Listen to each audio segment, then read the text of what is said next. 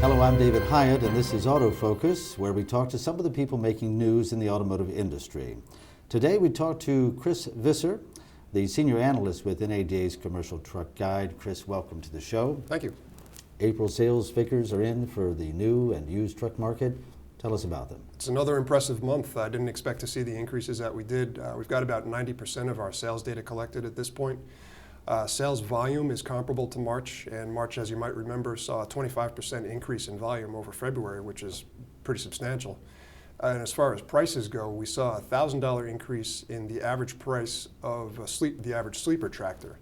So that combined with the fact that mileage increased by about 10,000 in that segment, that's pretty impressive. And if we look at the 4-year-old sleeper market as the benchmark, we saw a moderate increase there of a couple $100, but mileage increased by 25,000 miles over March. So when you look at this, I mean, it's really impressive given that the market is already at an elevated level. And what we're seeing is just continued increases in price and mileage. Those two measures increasing in tandem still. Now that usually works in inverse, so why are they increasing in tandem? Well, the price is due to demand of used trucks. A number of different factors involved in just greatly increasing demand in used trucks starting in late 2009.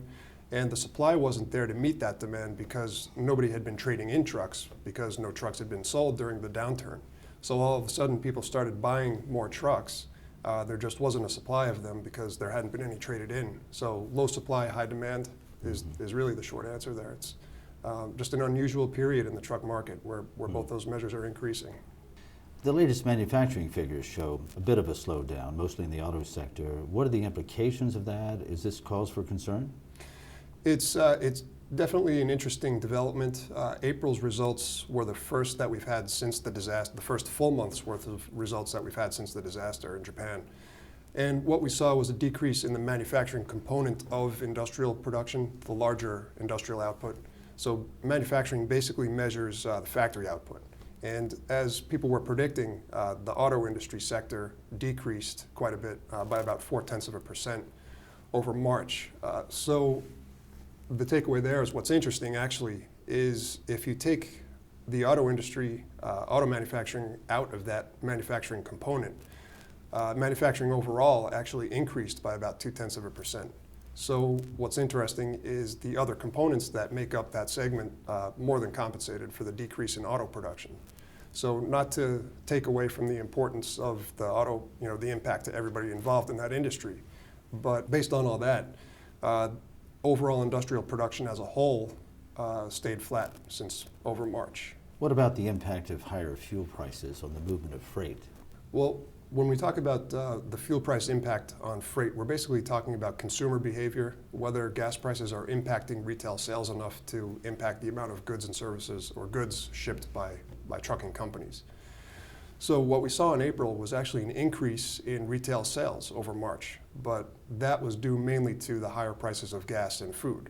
So if you dive a little bit deeper into that data, you'll see that consumers declined their purchases or decreased their purchases of durable goods, furniture in particular. And what that means is they are changing their purchasing behavior based on the higher price of gas. But most analysts are forecasting lower gas prices coming in the short term.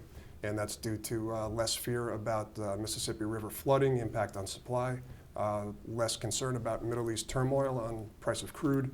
So all those factors and a million other ones, all indicate slight to, moderate decreases in gas prices going forward over the next few weeks. What that means is I would assume that consumers are going to, not change their purchasing habits all that much. So therefore, not much impact to the trucking freight outlook. Chris, thank you very much. Thank you, Dave.